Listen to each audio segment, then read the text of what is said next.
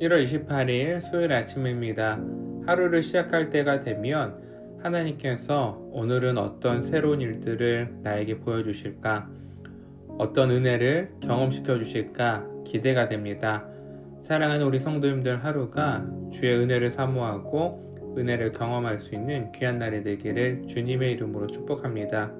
오늘 함께 나눌 말씀은 창세기 19장 23절부터 38절 말씀입니다. 롯이 수알에 들어갈 때 해가 돋았더라. 여호와께서 하늘 곧 여호와께로부터 유황과 불을 소돔과 고모라에 비같이 내리사 그 성들과 온 들과 성에 거주하는 모든 백성과 땅에 난 것을 다 엎어 멸하셨더라. 롯의 아내는 뒤를 돌아보았으므로 소금 기둥이 되었더라. 아브라함이 그 아침에 일찍이 일어나 여호와 앞에 서 있던 곳에 이르러 소돔과 고모라와 그 온 지역을 향하여 눈을 들어 연기가 옹기가마의 연기같이 치솟았음을 보았더라. 하나님이 그 지역의 성을 멸하실 때 곧 롯이 거주하는 성을 엎으실 때에 하나님이 아브라함을 생각하사 롯을 그 엎으시는 중에서 내보내셨더라.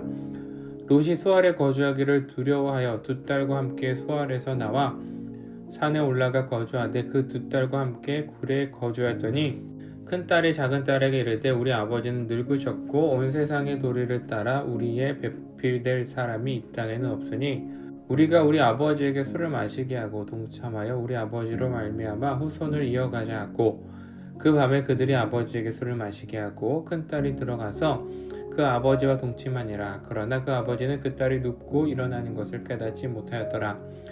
이튿날 큰딸이 작은딸에게 이르되 어제 밤에는 내가 우리 아버지와 동침하였으니 오늘 밤에도 우리가 아버지에게 술을 마시게 하고 네가 들어가 동침하고 우리가 아버지로 말미암아 후손을 이어가자 하고 그 밤에도 그들이 아버지에게 술을 마시게 하고 작은딸이 일어나 아버지와 동침하니라. 그러나 아버지는 그 딸이 눕고 일어나는 것을 깨닫지 못하였더라.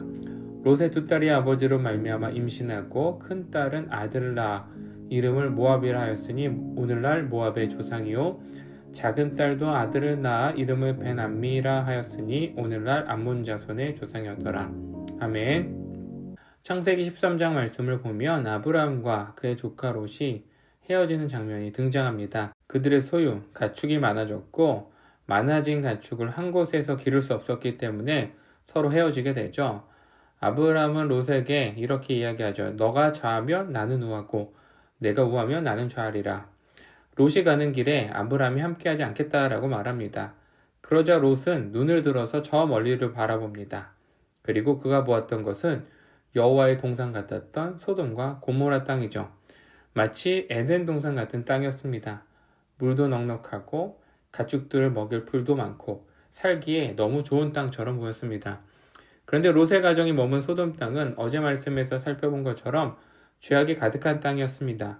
소돔 사람들은 눈이 멀었음에도 불구하고 범죄하기 위해 롯의 집문을 찾으려 헤매이죠. 그 결과 오늘 말씀처럼 24절 여호와께서 하늘 곧 여호와께로부터 유황과 불을 소돔과 고모라에 비같이 내리사 불타는 유황이 하늘로부터 소돔 땅에 가득 채웁니다. 마치 비처럼 온 땅을 불태워버리죠. 살아있는 자가 있을까요? 25절에 보면 모든 백성과 땅에 난 것을 다 엎어버렸다라고 말씀하십니다. 그러나 이 심판 가운데 살아남은 자들이 있죠. 바로 롯의 가정입니다. 소돔과 고모라 심판에서 생존한 유일한 가족이죠.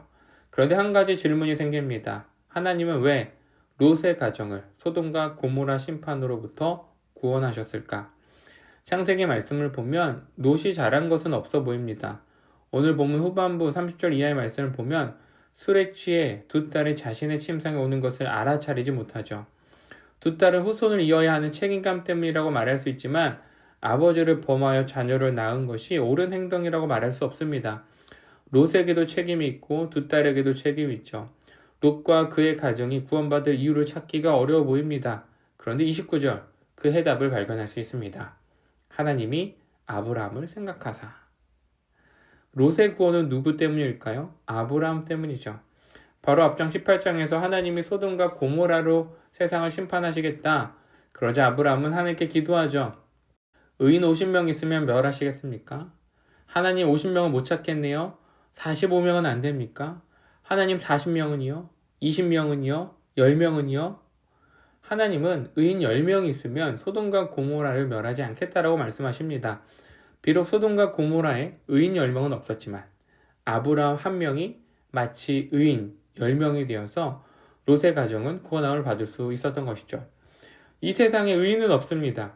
하나님 앞에 모두 죄인이죠. 그러나 단 한 명의 완전한 의인, 하나님의 아들이지만 인간의 몸을 입고 이 땅에 오신 예수 그리스도를 통해 우리 모두는 구원함을 받게 되었습니다. 그리고 세상은 예수 그리스도를 믿는 하나님의 자녀들을 통해서 구원의 길을 발견합니다. 세상에서 발견하지 못했던 참된 구원, 참된 안식, 참된 평안을 하나님의 자녀들의 삶을 통해 볼 수 있는 것이죠. 세상은 소돔과 고모라와 같습니다. 겉으로는 좋아 보이죠. 풍요로워요. 거리에는 좋은 차가 한 대 걸러 한 대씩 지나갑니다. 차를 타고 조금만 가보면 높은 빌딩이 이곳저곳을 채우고 있어요. 연말 연초가 되면 이곳저곳에서 파티가 벌어집니다. 사람들은 환호성을 지르고 노래를 부르며 온갖 향락을 즐기죠. 그런데 예수 그리스도가 없는 자들에겐 소돔과 고모라에 임한 유황불처럼 심판의 날이 찾아올 것입니다. 이 사실을 우리는 잊지 않아야 됩니다. 하나님의 심판은 이미 시작되었고요. 하나님의 눈은 우리 모든 행실을 지켜보고 계십니다.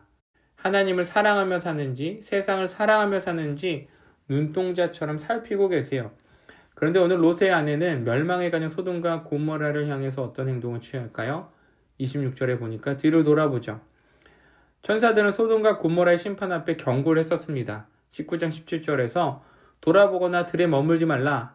그러나 26절 말씀을 보면 롯의 아내는 불타오르는 소돔과 고모라를 돌아보죠. 여기서 돌아본다라는 것은 마음에 두고 주목하다, 애정을 가지고 돌아본다라는 의미를 내포하고 있습니다. 롯의 아내가 뒤돌아본다는 것은 단순히 행동이 아니라 소돔을 향한 마음을 두고 돌아본 거예요. 어떤 마음일까요? 창세기 기자가 특별히 언급해주고 있지는 않지만 누가복음 17장 31절 32절에 보면 그날에 만일 사람이 지붕 위에 있고 그의 세간이 그 집안에 있으면 그것을 가지러 내려가지 말 것이요 밭에 있는 자도 그와 같이 뒤로 돌아보지 말 것이니라. 롯의 철을 기억하라. 누가는 심판의 날 집안에 있는 세간을 가지러 가기 위해 돌아가지 말라라고 말합니다. 그리고 누구를 언급하죠? 롯의 철을 언급합니다. 롯의 처가 무엇 때문에 소돔을 돌아보았다라고 누가는 해석하고 있습니까? 소돔에 있는 자신의 집, 세간살이, 그 땅의 물질들을 포기하지 못하고 뒤돌아보았다라고 해석하는 것이죠. 롯의 아내는 하나님의 심판을 피해서 구원의 길로 향하는 중에서 세상을 떠나기를 주저하고 있었습니다. 언젠가 예수님께서 다시 오실 것입니다. 심판주로서 오실 것이죠. 그리고 우리에게 물으실 거예요. 너희는 나를 바라보느냐? 아니면 세상을 바라보았느냐? 이 질문에 주님, 저는 예수님만 바라보았습니다. 이렇게 고백할 수 있는 사랑하는 성도님들이 되시길 축복합니다. 하나님의 심판은 세상 속에서 이미 드러나고 있습니다. 그러나 그 안에서 하나님은 여전히 구원의 길을 열어가고 계시죠. 우리의 시선은 어디에 머물고 있습니까? 영원한 하나님 나라에 있습니까? 아니면 가지고 가지 못할 세상의 세간들에 있습니까? 아니면 만왕의 왕 예수 그리스도만 바라보고 있습니까?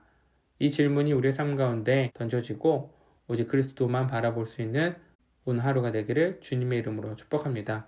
기도하겠습니다. 하나님 감사합니다. 우리의 삶의 시선이 오직 그리스도 예수에게만 있기를 소망합니다. 세상의 세간들, 세상의 물질들, 세상을 향한 욕망들에 내 마음을 빼앗기지 아니하고 우리의 만왕의 왕 되시고 우리를 구원하신 예수 그리스도께 마음의 눈동자를 고정시키기를 소망합니다.